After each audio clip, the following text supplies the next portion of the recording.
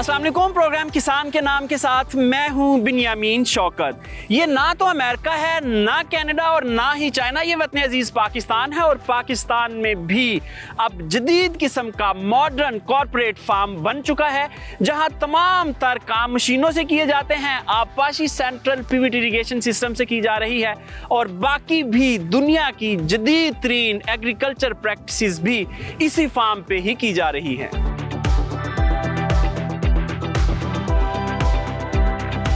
पाकिस्तान में किसानों की अक्सरियत छोटे स्केल के फार्म्स पर मुश्तमिल है, जहां कमर्शियल स्केल की फार्मिंग नहीं की जा सकती। यही वजह है कि उनके फी एकड़ अखराजात ज़्यादा आते हैं और पैदावार कम होती है।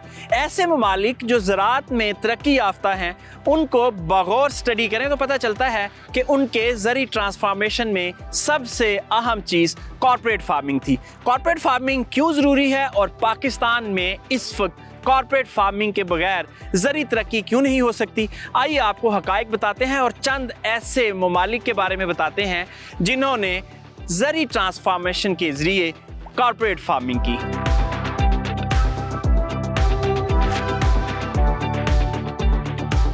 आमतौर पर दुनिया में ज़राअत को एक मुनाफा बख्श कारोबार समझा जाता है, मगर पाकिस्तान में ज़राअत अब मुनाफा बख्श कारोबार नहीं रहा।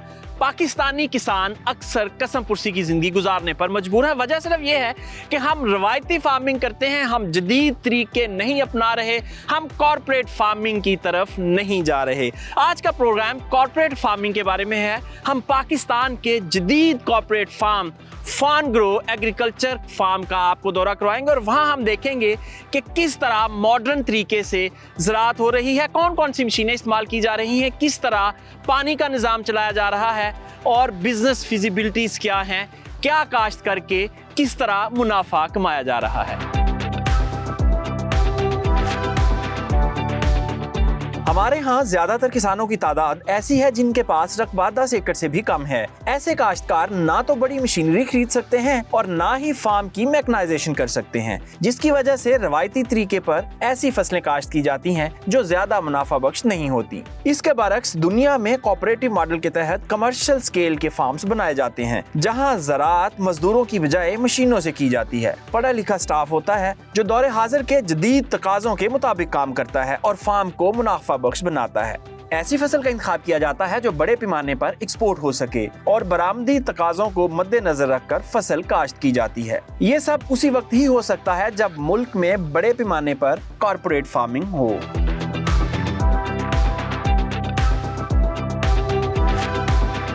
दो 2022 के एंड में पाक फौज के सिपहसालार जनरल सैयद आसिम मुनीर के ज़ेरे क़यादत ग्रीन पाकिस्तान इनिशिएटिव का बिड़ा उठाया गया और इसके 4 प्रॉन्ग्स हैं, लेकिन इसमें सबसे अहम था वो एग्रीकल्चर डेवलपमेंट का था। ग्रीन पाकिस्तान इनिशिएटिव के अंडर फार्नग्रो का रोल जो था वो एक रोल मॉडल और फ्लैगशिप प्रोजेक्ट के तौर पे था। पाकिस्तान की ज़मीन के अंदर लाखों करोड़ों लोग हैं जो कि इस पेशे के साथ मुंसलिक हैं, तो लिहाजा उन लोगों को गाइडेंस मुहैया करना और सहूलियात मुहैया करना वो ज़्यादा अहम होगा।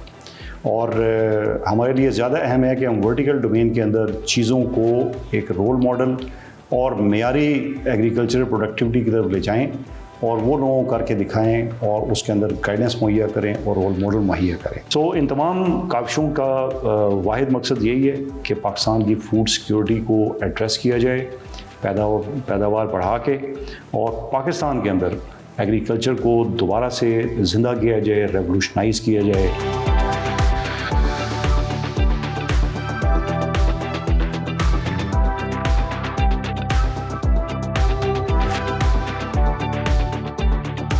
कमर्शियल स्केल का फार्म मशीनरी के बगैर नहीं चलाया जा सकता। मशीनरी फार्म की बुनियादी ज़रूरत समझी जाती है। जदीद दौर में जदीद मशीनरी आ चुकी है। पाकिस्तान में आज भी बहुत पुराने ज़माने के ट्रैक्टर्स और हल्ले इस्तेमाल की जा रही हैं। आइए आपको बताते हैं कि कॉर्पोरेट स्केल के कमर्शियल फार्म्स के ऊपर कौन कौन सी मशीनरी दरकार होती है जिससे आप कमर्शियल स्केल का फार्म चला सकें। जदीद ज़राअत का सबसे पहला असूल प्रिसीजन एग्रीकल्चर, जो जदीद मशीनों के बगैर मुमकिन ही नहीं। हल से लेकर सीड प्लांटर तक, फिर खादों की मिकदार, मौसम की सूरत हाल को मद्देनजर रखते हुए फसलों की काश्त और आबपाशी, जदीद तरीके से जरूरत के मुताबिक पौधों को नमी फराहम करना और फिर फसलों की कटाई। ये सब चीजें आपस में मिलकर काम करती हैं, जिन्हें कंप्यूटर मसनूई ज़हानत के जरिए कंट्रोल कर रहा होता है। अच्छी पैदावार के लिए पानी की बर वक्त दस्तयाबी इंतहाई ज़रूरी होती है, मगर हमारे यहाँ जो फ्लड इरिगेशन का निज़ाम चल रहा है ये हज़ारों साल पुराना है, जिससे मुख्तलिफ तहकीक के मुताबिक 50 से 60% पानी ज़ाया होता है, जबकि 60 से 70% खादें ज़ाया होती हैं। दुनिया में अब बहुत से मॉडर्न तरीके आ चुके हैं जिनसे फसलों को सराब किया जाता है, जिनमें सर फहरिस्त सेंट्रल पिवट इरीगेशन सिस्टम है, स्प्रिंकल सिस्टम और ड्रिप इरीगेशन सिस्टम भी मॉडर्न इरीगेशन सिस्टम में आते हैं। आइए आपको बताते हैं कि मुख्तलिफ तरीके कौन से हैं जिनके मुताबिक दुनिया में रेगिस्तान भी ज़रखेज़ हो चुके हैं, मगर पाकिस्तान में अभी तक हम पुराना निज़ाम ही इस्तेमाल कर रहे हैं। आइए एक रिपोर्ट देखते हैं। जदीद तहकीक के मुताबिक फ्लड इरिगेशन यानी फसलों को खुला पानी देना पौधों के लिए नुकसानदेह होता है। पौधों के तने को पानी में डुबोने की बजाय इसे दरकार नमी दी जाए तो ज्यादा फायदा हो सकता है। इससे 80% तक पानी की भी बचत होती है और खादों की भी बचत हो सकती है। इसके अलावा जमीन में नमकियात जमा नहीं होते। फ्लड इरिगेशन से पानी बुखारात बनकर उड़ जाता है, जबकि पानी में मौजूद नमकियात जमीन की सतह पर ही रह जाते हैं, जिससे जमीन का pH बढ़ जाता है, EC भी ज्यादा हो जाती है, गैर हाल पजीर नमकियात की तादाद भी जरूरत से ज्यादा हो जाती है और आहिस्ता आहिस्ता जमीन कलराठी होना शुरू हो जाती है। इसलिए फसलों को खुला पानी देने की बजाय जड़ों को तर रखना चाहिए, और ये उसी सूरत ही मुमकिन है जब central pivot irrigation system, drip irrigation system या स्प्रिंकल सिस्टम से खेतों को सराब किया जा रहा हो।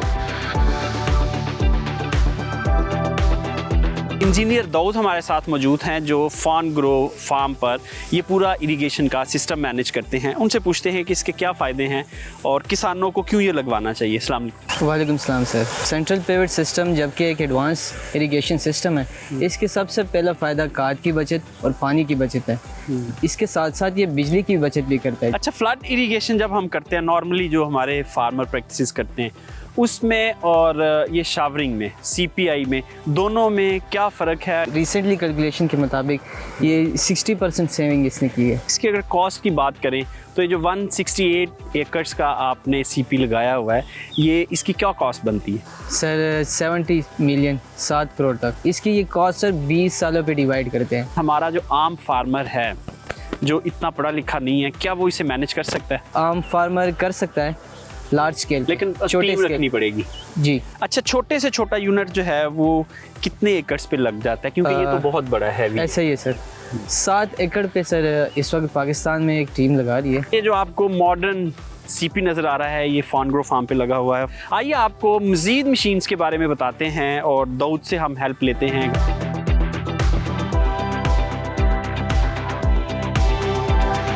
ये वेदर स्टेशन कैसे काम करता है और क्या क्या फंक्शंस हैं इसके, दाऊद से पूछते हैं। दाऊद एक बार फिर हमारे साथ मौजूद हैं। जी दाऊद साहब, ये बताएं कि इसका क्या फ़ायदा और क्या क्या फंक्शंस हैं? सर इससे हम रियल टाइम मॉइस्चर देख सकते हैं, विंड स्पीड हमें बताती है और रेन मॉइस्चर बताता है, और इस साथ में लगे हुए CP पे सॉइल मॉइस्चर सेंसर लगे हुए हैं जो हमें रियल टाइम मॉइस्चर लेवल बताती हैं। उससे हम अंदाज़ा लगा लेते हैं कि इसको कितनी इरिगेशन देनी है। साथ में हमें इरिगेशन रिक्वायरमेंट के मुताबिक ये बताती होती है ग्राफ से कि किस जगह पर किस जोन में इसको इरिगेशन रिक्वायर्ड। अच्छा, वहाँ भी गैजेट लगे हुए हैं? जी बिल्कुल सर, वहाँ भी सेंसर लगे हुए हैं, वो इसके साथ अटैच हैं। जी सर। तो ये आपको बताते हैं कि किस जगह पे पानी लगना है, किस जगह पे नहीं ज़रूरत। ये सारे इसी स्टेशन के साथ सिंक है। अच्छा दाऊद, ये बताएं कि इसकी जो पेशन गोई है बारिश की, जो सॉफ्टवेयर के जरिए बताता है, वो कितनी एक्यूरेट होती है? सर इसकी एक्यूरेसी वेरी हाई है क्योंकि ये रियल टाइम GPS कोऑर्डिनेट के मुताबिक बताती है। ये फार्म तक भी बता देती है कि आपके फार्म पे बारिश होगी कि नहीं? बिल्कुल सर, ऐसे ही है। ये वेदर स्टेशन था। चलते हैं नेक्स्ट मैकेनिकल सेगमेंट की तरफ।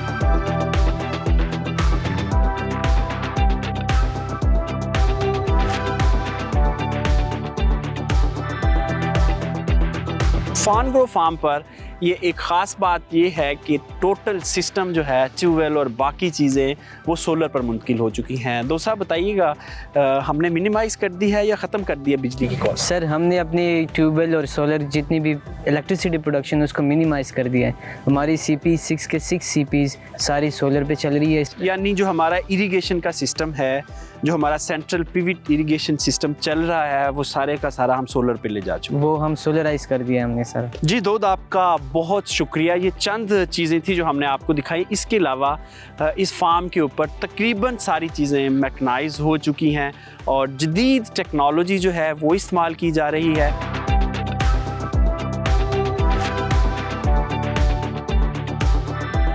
हमारी ज़री ज़बू हाली की दास्तान तो बहुत लंबी है, मुख्तसर कहें तो हमारे पास मेयारी बीज है ही नहीं। ऐसा बीज जो ज़्यादा पैदावार दे, जो मौसमी हालात का मुकाबला कर सके और फसल को बीमारियों से महफूज रखे, ऐसा बीज हमारे पास बहुत कम है। मुख्तसर ब्रेक, और ब्रेक के बाद आपको बताएंगे कि फार्नग्रो सीड रिसर्च सेंटर में क्या काम हो रहा है, कौन कौन से बीज बन रहे हैं और किसानों को उनका क्या फायदा होगा। मुख्तसर ब्रेक और मिलते हैं ब्रेक के बाद। स्टे विद अस।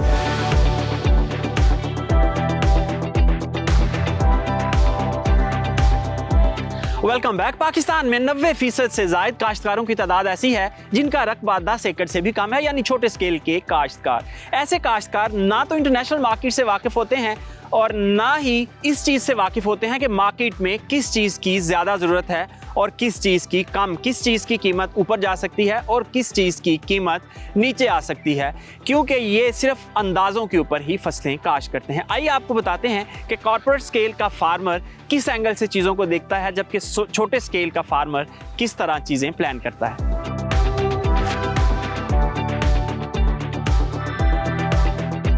कौन सी फसल काश्त की जाए, ये एक ऐसा सवाल है जिसका जवाब आम किसान के पास इसके अलावा और कुछ नहीं कि जो फसलें वो अरसा दराज से काश्त कर रहे हैं और जो फसल इनको काश्त करना आसान लगे वो वही काश्त करेंगे। और किसान एक दूसरे को देखकर फसलें काश्त करते हैं, जिससे चंद मखसूस फसलें मार्केट में ज्यादा होने के बायस रेट कम हो जाता है और किसान नुकसान में चले जाते हैं। इसके बरक्स ऐसी फसलें काश्त करना जिनकी एक्सपोर्ट ज्यादा हो किसानों को ज्यादा फायदा दे सकती हैं। एक्सपोर्ट होने वाली मसनूआत के क्या प्रोटोकॉल्स हैं और उन्हें कैसे पूरा किया जा सकता है, ये हमारा किसान पसे पुष्ट डाल देता है। हम दुनिया का बेहतरीन आम पैदा करते हैं, मगर पोस्ट हार्वेस्टिंग में गलतियां करने की वजह से कुल पैदावार का सिर्फ 5% ही एक्सपोर्ट कर पाते हैं। हम दुनिया की बेहतरीन नॉन GMO मकई पैदा करते हैं, मगर पोस्ट हार्वेस्टिंग की वजह से फसल को फंगस लग जाती है, जिससे एक्सपोर्ट कम होती है। इसी तरह दीगर बहुत सी फसलें ऐसी हैं जिनकी क्वालिटी खराब होने के बायस एक्सपोर्ट नहीं हो पाती और छोटे स्केल के फार्म पर एक्सपोर्ट के प्रोटोकॉल्स को मैनेज करना इंतहाई मुश्किल काम है।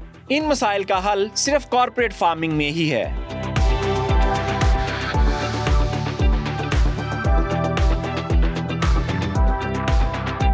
फार्नग्रो फार्म पर तकरीबन 500 एकड़ पर रोड्स ग्रास लगाएगी। इस वक्त हमारे साथ डॉक्टर हसन बशीर साहब मौजूद हैं। उनसे पूछते हैं कि ये बिज़नेस कैसा है और फ़ी एकड़ कितने पैसे कमाए जा सकते हैं। अस्सलाम वालेकुम। जी वालेकुम सलाम। डॉक्टर साहब, सबसे पहले ये बताएं कि फ़ी एकड़ प्रोडक्शन कितनी आती है इसकी आम तौर पर जो फार्मर्स जिससे हमारी प्रैक्टिस करते हैं? अगर हे की बात करें तो हम 1.5 टन टू 1.75 टन पर एकड़ पर कट हम इसकी यील्ड ले सकते हैं। लेकिन अगर हम इसको एज ए ट्रेडिशनल फार्मिंग के तौर पर इसको कंसिडर करें तो then yield will be reduced. कितनी रिड्यूस होगी? 1 टन टू 1.25 टन। ओवरऑल अगर 6 कट की देखें साल में तो ये टोटल कितनी अमाउंट बनती है फ़ी एकड़?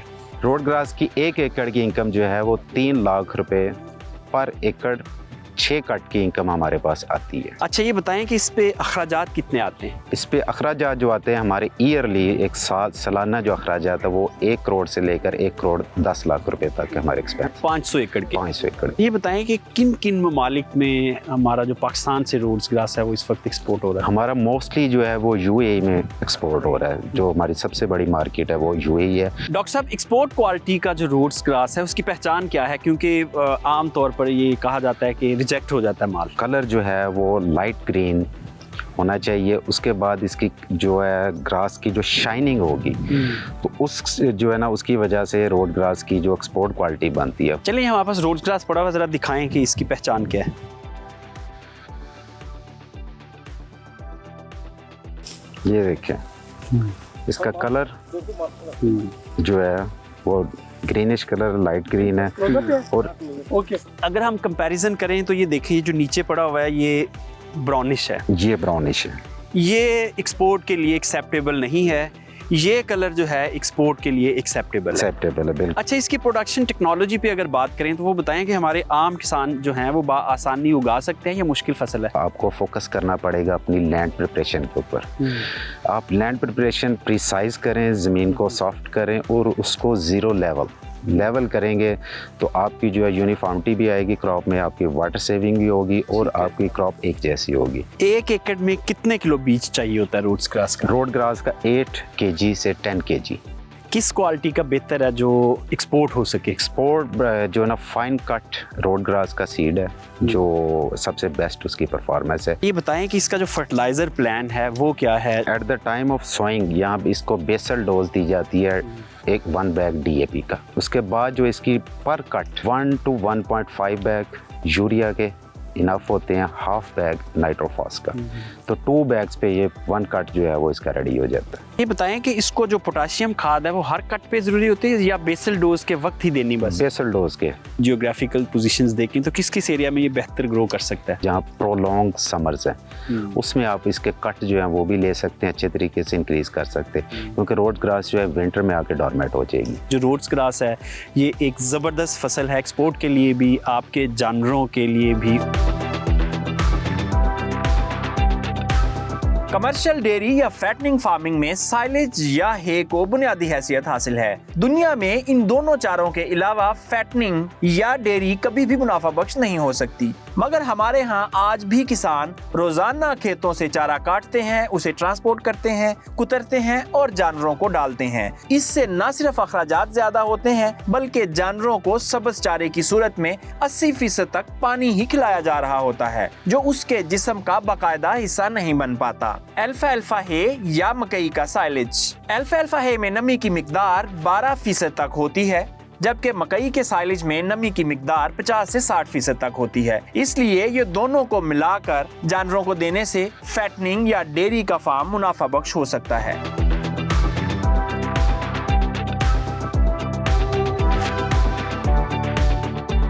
ये अल्फा जिसे लूसन भी कहा जाता है उसकी हे है और रोड्स ग्रास के बाद ये एक लार्ज स्केल पे एक्सपोर्ट होने वाली आइटम है। इसके बारे में मज़ीद जानते हैं कि ये क्या चीज़ है और कितनी मिकदार में हम यहाँ प्रोड्यूस कर रहे हैं फॉन्ड्रो फार्म पर। 550 एकड़ के ऊपर जो है अल्फा हमारा लगा हुआ है। तो ये अल्फा जो है हम एक्सपोर्ट क्वालिटी के लिए प्रोड्यूस करते हैं। इसके हम जो है एज ए हे पर्पज़ के लिए यूज़ करते हैं और इसकी जब विंटर होता है, जब मौसम ठंडा होता है तो तब इसको एज ए हेलेज के तौर पे हम यूज़ करते हैं। डॉक्टर साहब, इसकी अगर बिजनेस फिजिबिलिटी की बात करें तो वो क्या है, कितने पैसे लगाते हैं, कितने कट आते हैं? टोटल ओवरऑल 7 कट्स बनते हैं। ठीक है। अच्छा, फी कट जो है वो कितनी पैदावार आती है इसकी और इसका मार्केट में, एक्सपोर्ट मार्केट में क्या रेट चलता है? इसका जो है फी कट जो है इसकी एवरेज अगर हे की बात करें तो ये अबाउट 1 टन से लेकर 1.25 टन तक आता है। अगर हेलेज की बात करें तो 1.75 टन टू 2 टन इसकी जो हेलेज की रेट आता है। अगर मार्केट की बात करें तो इसकी मार्केट जो है वो कंपैरेटिवली रोड ग्रास के बेटर है। 35 to 40 रुपीज़ पर केजी इसका रेट होता है। अच्छा, ये बताएं कि फी एकड़ इससे हम कितना मुनाफा कमा सकते हैं? इसका फी एकड़ मुनाफा जो है हम जो है 3,60,000 रुपये पर एकड़ जो है इसकी इनकम आती है पर ईयर। अच्छा डॉक्टर साहब, इसमें जो मशीन्स हैं वो बड़ी हैवी किस्म की इस्तेमाल होती हैं तो वो उनके बारे में ज़रा बताएं। ये क्या मशीन है डॉक्टर साहब? ये लाइनर है। जब रोड ग्रास की हम कट कर लेते हैं कटर के साथ। अच्छा, वो कटर यहाँ मौजूद नहीं है लेकिन सबसे पहले स्टेप पे कटर इस्तेमाल कटर करते हैं, उसे हम हार्वेस्टर कहते हैं, उसे हार्वेस्टिंग करते हैं, फिर हम इसकी इससे लाइनिंग करते हैं। दूसरे नंबर पे ये मशीन है हमारी बेलर। ये बेलर जो है ये डिफरेंट साइज़ के बेलर होते हैं। हम जो यूज़ कर रहे हैं ये अल्फा के लिए 300 to 350 kg की एक बेल प्रोड्यूस कर। इसके अलावा ये जो चीज़ हमें नज़र आ रही है ये है लिफ्टर। जब हम फील्ड के अंदर बेल्स तैयार कर लेते हैं तो ये लिफ्टर इस्तेमाल होता है जो है लोडर के अंदर या ट्रॉली के अंदर लिफ्ट करके स्टॉक करने के लिए। इसके अलावा मुख्तसरन बताएं कि हमने फार्म के ऊपर कौन कौन सी फसलें लगाई हुई हैं कमर्शियल पर्पस के लिए। कमर्शियल पर्पस के लिए जो हमारी अल्फाल्फा रोड ग्रास के बाद जो अगली बड़ी फसल है वो हमारी है मेज़, मकई है। उसको हम एज ए कमर्शियल पर्पस के लिए यूज़ करते हैं for silage purpose, for animal. अच्छा, इसके अलावा हमने यहाँ कॉटन लगाई हुई है, उसका क्या मकसद है? कॉटन हम पर्पस हमारा बेसिकली कॉटन का ये है कि इस एरिया के अंदर cotton from last 2 to 3 years reduce होती जा रही है इसके एकड़ेजेस। तो हम यहाँ पे ये करना चाह रहे थे, प्रूव करना चाह रहे थे कि this is a cotton belt. जी डॉक्टर साहब, आपका बहुत शुक्रिया। रिसर्च पर्पस के लिए यहाँ कॉटन भी लगी हुई है और बाकी भी 4-5 मेजर फसलें जो हैं वो राइस भी लगा हुआ है, उसके अलावा तिल भी लगा हुआ है। उसके अलावा यहाँ और भी मुख्तलिफ फसलें हैं जो लगाई गई हैं रिसर्च पर्पसेस के लिए, लेकिन कमर्शियल फसलें जो है वही जो हमने आपको दिखा दी हैं।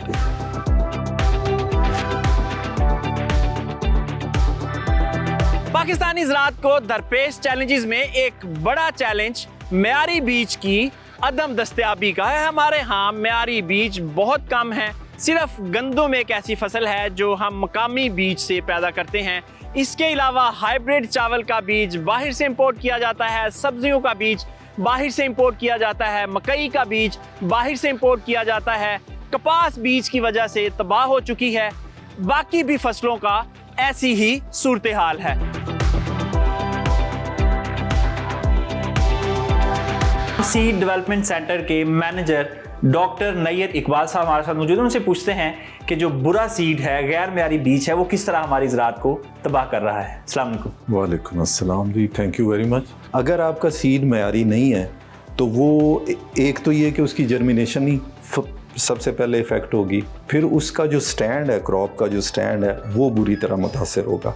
उस पर कोई हीट या क्लाइमेट या और किसी किस्म की स्ट्रेस जो है उसका इफ़ेक्ट भी जो है वो बहुत ज़्यादा स्ट्रॉन्ग होगा और उसकी वजह से अल्टीमेटली आपकी जो पैदावार है उस फसल की, किसी भी फसल का जो सीड है उसकी पैदावार जो है वो काफ़ी ज़्यादा मुतासर होगी। सही फरमाएं कि हम फार्म ग्रो फार्म पर किस किस फसल का बीज तैयार कर रहे हैं इस वक्त? बेसिकली अभी हम बीज की मल्टीप्लिकेशन पे नहीं गए, हम लोग एडेप्टेबिलिटी ट्रायल्स कर रहे हैं डिफरेंट उनके फसलों के। उसमें कॉटन है, सनफ्लावर है, मेज़ के ट्रायल किए हैं, उसके बाद कैनोला के किए हैं, वीट के कुछ ट्रायल्स चल रहे हैं। तो मेन पर्पज़ ये है कि आपका जो स्मॉल होल्डर फार्मर्स है जिसके पास छोटा रकबा है उसका मेन कंसर्न जो है वो है कि आप किस प्राइस पे उसको सीड दे रहे हैं, अच्छा सीड। तो यानी ये कह सकते हैं कि किसानों के लिए बीज भी सस्ते होने वाले हैं पाकिस्तान में। अच्छा सर, ये फरमाएं कि जो हमारा लोकल जर्म प्लाज्मा है वो बड़ा अच्छा है, क्लाइमेटाइज्ड है, तो आपको लगता है कि अगर हम लोकल बीज के ऊपर काम करें, इसके डेवलपमेंट पे काम करें तो ज़्यादा बेहतर नतीजे आ सकते हैं? हम लोग जो सीड सेंटर डेवलप कर रहे हैं पाकिस्तान में, उसका मेन मकसद ये है कि हम लोग अपना जो जर्म प्लाज्मा है उसको यूटिलाइज़ करते हुए जो हाइब्रिड या ओपन पॉलिनेटेड वैरायटीज़ हैं उनका अच्छा और मेयारी बीज लो प्राइस पे डेवलप करके किसानों तक पहुँचाएं। अच्छा, इस वक्त हम हाइब्रिड राइस का जो बीज है वो इंपोर्ट कर रहे हैं, हाइब्रिड मकई का बीज इंपोर्ट कर रहे हैं, सब्जियों का मेजर बीज जो है वो इंपोर्ट हो रहा है। इसके अलावा दर्जनों ऐसी चीज़ हैं जिनके बीज हम इंपोर्ट ही कर रहे हैं और बहैसियत एक ज़रई मुल्क ये हमारे लिए खासी परेशान कुन बात होनी चाहिए। तो आप कब तक इस तरह के जो बीज हैं वो मकामी सतह पर पैदा करके किसानों को फराहम कर सकते हैं? कोशिश है वो ये है कि हम इमीडिएटली किसी तरह सीड मल्टीप्लिकेशन पे, लोकल सीड मल्टीप्लिकेशन पे जाके कम से कम फार्मर्स को एक उसमें जो मेन हमारा एग्रीकल्चर की स्ट्रीम है, स्मॉल फार्मर्स को उसमें शामिल कर सकें, उनको ऐसा सीड प्रोवाइड कर सकें कि वो जो हमारी आप कह लें एवरेज जो एकदम से कम हो जाती है तो वो ना हमें आइंदा देखना पड़े। जी नहीं, ये सब आपके वक्त का बहुत शुक्रिया। अब उम्मीद की जा रही है कि बहुत जल्द फार्म ग्रो फार्म से किसानों को सस्ते और मेयारी बीज मिलना शुरू हो जाएंगे।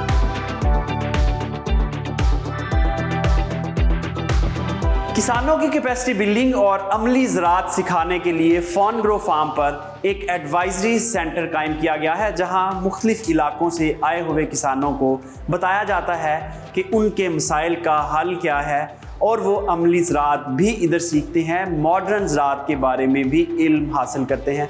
आइए आपको एडवाइजरी सेंटर में लिए चलते हैं और वहाँ देखते हैं कि क्या क्या कार्रवाइयाँ जारी हैं और ये भी देखते हैं कि फार्मर्स जो हैं वो इस सर्विस से कितना मुतमईन हैं।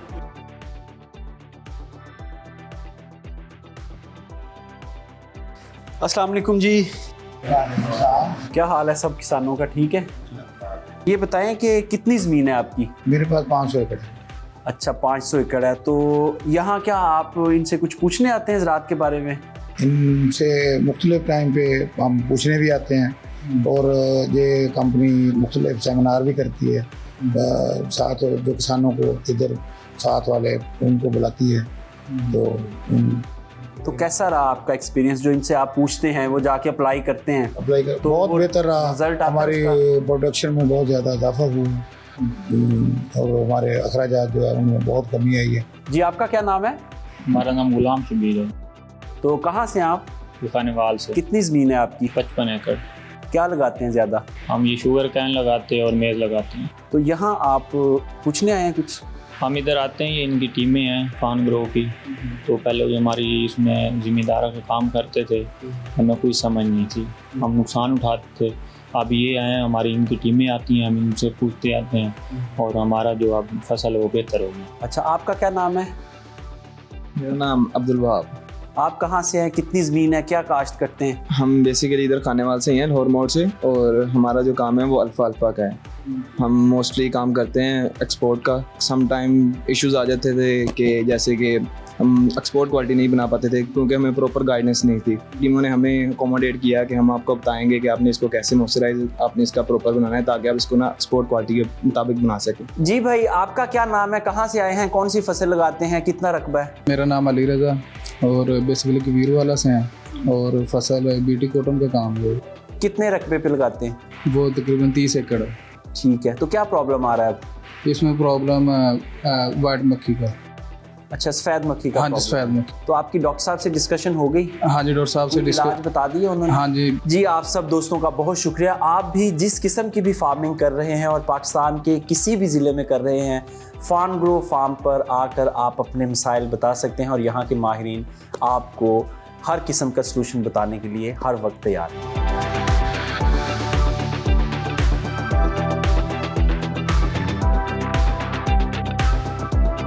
खुराक की अदम दस्तयाबी बहुत से सिक्योरिटी मसाइल पैदा कर सकती है, इसलिए खुराक का वाफर मिकदार में होना बहुत ज़रूरी है। हम ज़री ज़मीनें नहीं बढ़ा सकते, मगर मौजूदा सूरत हाल में कॉर्पोरेट फार्मिंग करके फी एकड़ पैदावार को बढ़ाया जा सकता है। फार्म ग्रो पाकिस्तान का एक मॉडर्न एग्रीकल्चर कॉर्पोरेट फार्म है जो तमाम लोगों के लिए ओपन है। अगर कोई भी इस तरह का फार्म बनाना चाहे, वो यहाँ विजिट करके इनकी टेक्नोलॉजी को देखकर रेप्लिकेट कर सकता है। मुख्तसर ब्रेक और ब्रेक के बाद आपके सवालों के जवाबात और इस हफ्ते का business model. Stay with us.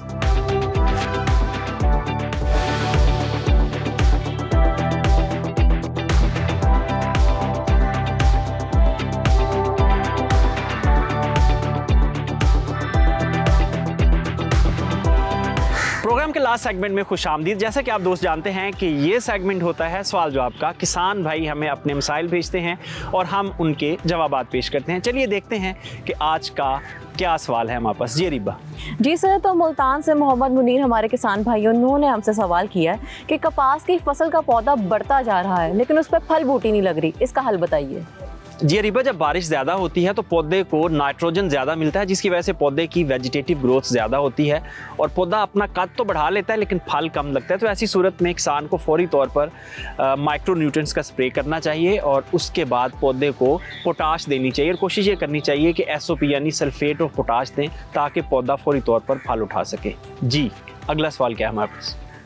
Sir, Khudabakhsh साहब का मियाँ चन्नू से ये सवाल है कि हमने गंदम की फसल लगाई वो भी नुकसान में गई, चावल की फसल लगाई वो भी नुकसान में गई, मकई की फसल लगाई वो भी नुकसान में गई, हमारे पास कोई ऑप्शन नहीं है, हमारा मुस्तकबिल क्या है? अच्छा रिबा, ये बड़ा अनफॉर्चुनेट है, बदकिस्मती है। पूरे पाकिस्तान में किसान को 1.5 साल से जो भी फसल लगा रहे हैं वो कोलैप्स की तरफ जा रही है। मिडल मैन है, इसका बड़ा क्रिटिकल रोल है। जब तक हुकूमत मिडल मैन के रोल को कंट्रोल नहीं करेगी, हमारे किसान ऐसे ही नुकसान उठाएंगे। और ये ज़्यादा गुज़श्ता को 1.5-2 साल से ही हुआ है आउट ऑफ कंट्रोल। पहले कंट्रोल में था, चीज़ें ठीक थी, रेट सही मिल रहा था किसान को, लेकिन इस वक्त मुझे लगता है कि हुकूमत की तवज्जो जो है वो ज़राअत की तरफ नहीं है। सर, फैसलाबाद से गुलाम मुस्तफ़ा साहब का एक सवाल है। वो कह रहे हैं कि हमें ना खाद ना बीज पर कोई सब्सिडी नहीं दी जा रही, इसका क्या किया जाए? अच्छा रिबा, हुकूमत ने कुछ साल पहले ये एक स्कीम दी थी, जो खादें हैं, खादों के बैग्स के ऊपर और ज़री अद्वियात और बीज, चंद फसलों के बीज थे, उनके ऊपर सब्सिडी दी जाती थी और कुछ अरसा ये दी भी गई है। लेकिन अब ये कोई अरसा 1.5 साल से स्टिकर तो लग रहे हैं, किसान वो अपना प्रोसीजर भी पूरा कर रहे हैं, लेकिन पेमेंट आज तक नहीं हुई। तो किसान भाइयों, ऐसे वक्त ज़ाया करने की ज़रूरत नहीं है। तो ये सब्सिडी जो है ये अब इन चीज़ों के ऊपर नहीं मिलने वाली। मेरा ख्याल आज के सवाल ख़त्म हो चुके हैं। ये था सवाल जवाब सेगमेंट। आइए अब देखते हैं कि इस हफ्ते ज़री बिज़नेस मॉडल क्या है हमारे पास।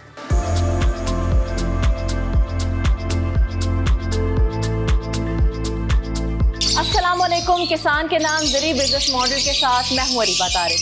आज के बिजनेस मॉडल में आपको बताएंगे तोता यानी पैरेट फार्मिंग के बारे में। ये एक ऐसा कारोबार है जिसमें कम इन्वेस्टमेंट के बाद आपको लाखों रुपए का मुनाफा हो सकता है। आज के सेगमेंट में आपको बताएंगे कि किस तरह से पैरेट फार्मिंग से आप लाखों रुपए कमा सकते हैं, ये कारोबार शुरू किस तरह होता है।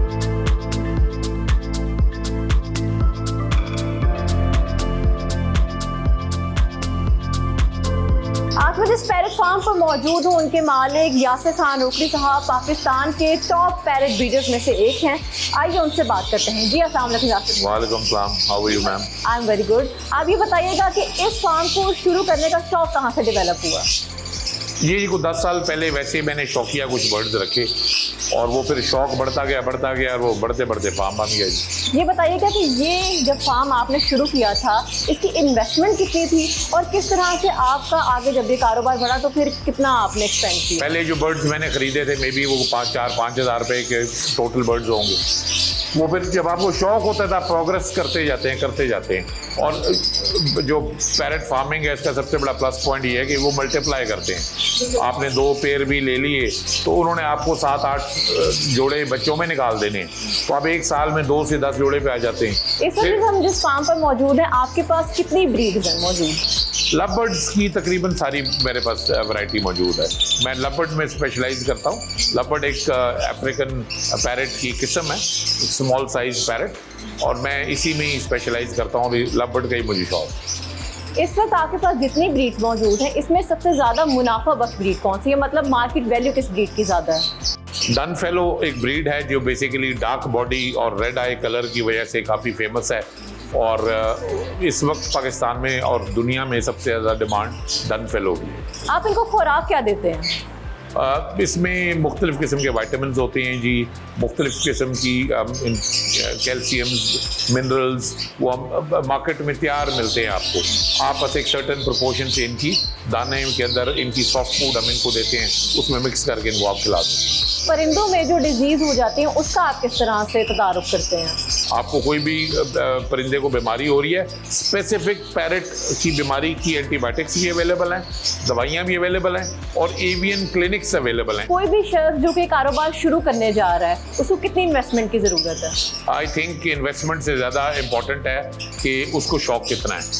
आप इसको बतौर शौक लेके चलें। जब आप इसमें ग्रो करेंगे और इसमें आप क्वालिटी प्रोड्यूस करेंगे, ऑटोमेटिकली कमर्शियल साइड खुद बहुत ट्रिगर हो जाती है। अब आपको सालाना कितना मुनाफा हो रहा है? देखिए जी, मैंने तो मिलियंस इस काम से कमाए हैं, there is no doubt about that. और इन्वेस्टमेंट जब मैंने स्टार्ट की थी 8-10 लाख। जो नया शख्स ये कारोबार शुरू करने वाला है, उसे कौन सी ब्रीड लेनी चाहिए और कितना कारोबार पे इन्वेस्ट करना चाहिए और कितना उसे मुनाफा होगा after which period of time? देखिए, मेरे नए कारोबारी जो बंदा है जो इसमें आना चाहता है, उसको मेरी सजेशन ये होगी कि पहले वो शौक करे, पहले वो शौक से इसको स्टार्ट करे, एक लिमिटेड लेवल पे करे, सस्ते बर्ड्स में इन्वेस्ट करे, बहुत महंगे बर्ड्स में इन्वेस्ट ना करे, और सस्ते बर्ड्स को एक सीज़न ब्रीड कराए, उनको समझे जब देखें जिस चीज़ को आप एक दफ़ा समझ जाते हैं ना, फिर आप उसमें चाहे लाखों की इन्वेस्टमेंट कर दें तो आपको पता है आपने क्या करना है। बहुत शुक्रिया यासिर साहब आपका। तो नाजरीन, ये था आज का ज़री बिजनेस मॉडल। पैरेट फार्मिंग पर तमाम तफसीलात आपको पहुंचा दी हैं। अगर आप भी कोई ज़री बिजनेस मॉडल कर रहे हैं और हमारे प्रोग्राम का हिस्सा बनना चाहते हैं तो नीचे दिए गए व्हाट्सएप नंबर पर अपना मॉडल हमारे साथ शेयर करें और हमारे प्रोग्राम का हिस्सा बन जाएं। इसी के साथ अरीबा तारिक को दीजिए इजाज़त। अल्लाह हाफ़िज़।